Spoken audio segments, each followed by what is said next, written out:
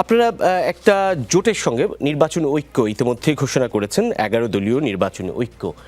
সেই ঐক্যের সমঝোতা কি চূড়ান্ত রূপে হলো বলে মনে করেন? সেটি আপনাদের খানিক আগেই আপনাদের দলের যিনি সভাপতি নাহিদ ইসলাম তিনি বলেছেন, গণঅভ্যুত্থানের আকাঙ্ক্ষাকে ধারণ করে 11 দলীয় নির্বাচনী ঐক্য হয়েছে।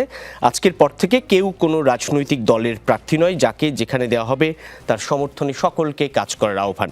সেই আহ্বান কতটা প্রতিপালন হবে বলে মনে করেন, এবং এই ঐক্যের ভবিষ্যৎ আসলে কতটা উজ্জ্বল? কেননা এখনও অনিশ্চিত একটি দলের অবস্থান নিয়ে, সেটি নিয়ে কোনো অনিশ্চয়তা আছে বলে আপনারা মনে করেন কিনা?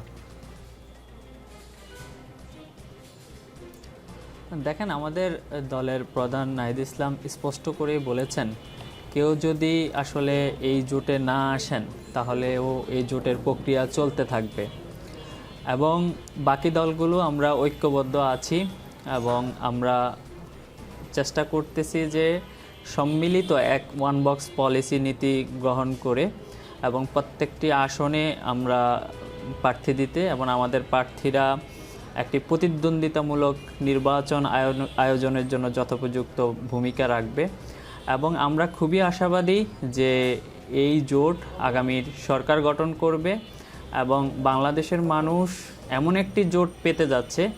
আপনি যদি দেখেন, এই জোটে আপনি যেমন 1971 সালের সম্মুখ সারির মুক্তিযোদ্ধা পাবেন, আপনি এই জোটে গণ অভ্যুত্থানের সম্মুখ সারির নেতৃত্ব দানকারীদেরকে পাবেন।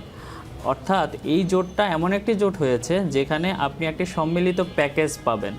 তো বাংলাদেশের জনগণ এতদিন ধরে আসলে এরকম একটি জোটের প্রত্যাশাই ছিল, সেই মানুষের প্রত্যাশা এই জোটের মাধ্যমে প্রতিফলিত হচ্ছে এবং আগামী নির্বাচনে মানুষ এই জোটকে ভোট দিয়ে সংসদে প্রতিনিধিত্ব করার সুযোগ করে দেবে বলে আমরা আশা রাখছি।